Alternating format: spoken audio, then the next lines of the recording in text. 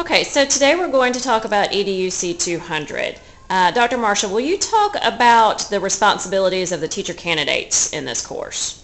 Sure, I'd be glad to.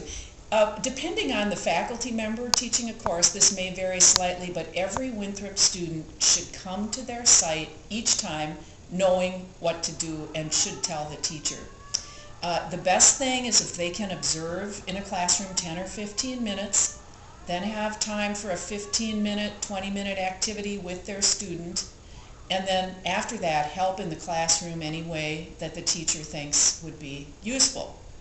So if the teacher is not sure what the teacher candidate should be doing, they can ask them? They can ask them, and they can always email or contact the faculty member if there's a further question. We like our students to take responsibility, though, and all of them should come knowing what they are supposed to do each visit. Okay. So with that said, what is the responsibility of the host teacher during this field experience? How can they support the teacher candidate? Do you want to take that on, Scott? Sure. Our hope really is that the host teacher can demonstrate not just the context of where they're teaching, but how they're teaching and helping to support the learners in their classroom. Our teachers will work with one individual student and really get to know that student in terms of both their cognitive development, their physical development, and their social and emotional development. And the host teacher is really the guide in that process and the vehicle for helping them understand how that student is interacting with their environment within the school and within their classroom. Okay. In terms of assessment, in terms of what the host teacher is responsible for doing, what does that look like? Well, the host teacher should be sharing information about that individual student that our Winthrop students are working with.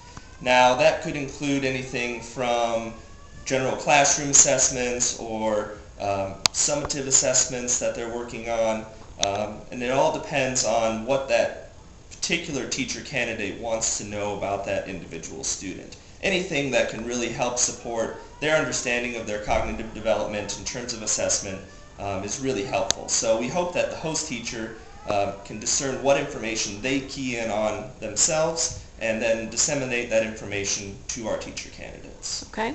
And is the host teacher responsible for evaluating the teacher candidate in any way? What does that look like? Well, there is a short survey or live text interaction that the teacher completes at the end. It's pretty user-friendly. Each school will have directions on how to access that.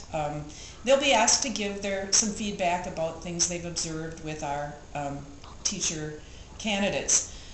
We do have a teaching activity in our 200 course, and we hope that teachers will be able to have a few minutes to observe the student do the activity. We hope teachers will give our students guidance for something that their own P12 student might need assistance with or could benefit from.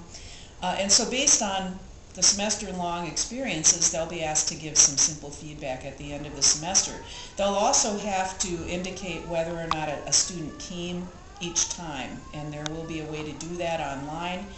Some students may bring actually a hard copy as well for the teacher to check off. Okay. And then if the host teacher has any other questions, they should just contact the instructor directly. Correct. Okay. And we want to stress too that we are flexible with how the students are working with their individual students and their host teacher, and we really just want to create the optimal situation for our candidates to understand and learn in the environment that the host teacher is operating in. Okay, great. Thank you.